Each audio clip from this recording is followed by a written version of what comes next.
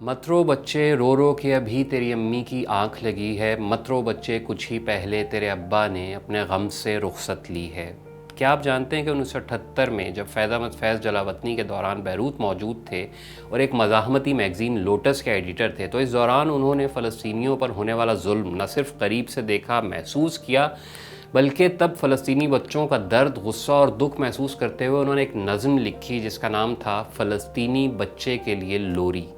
लफ्ज़ इतने सादा हैं कि एक बच्चा इन्हें बखूबी समझ सकता है, लेकिन मुस्तकिल जंग का शिकार एक यतीम बच्चा क्या महसूस करता है, वो सब तकलीफ़ आप इन लफ्ज़ों में देख सकते हैं, महसूस कर सकते हैं। मत रो बच्चे तेरा भाई अपने ख्वाब की तितली पीछे दूर कहीं परदेस गया है, मत रो बच्चे तेरी बाजी का डोला पराए देश गया है, मत रो बच्चे तेरे आंगन में मुर्दा सूरज नहला के गए हैं, चंद्रमा दफना के गए हैं, मत रो बच्चे।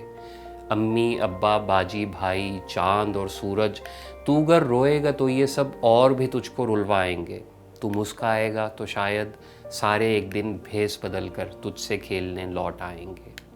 फैज़ साहब पर लिखने वालों के मुताबिक ज़िंदगी के आखिरी 7-8 बरस उनके ख़यालात का महवर फ़लस्तीन ही रहा।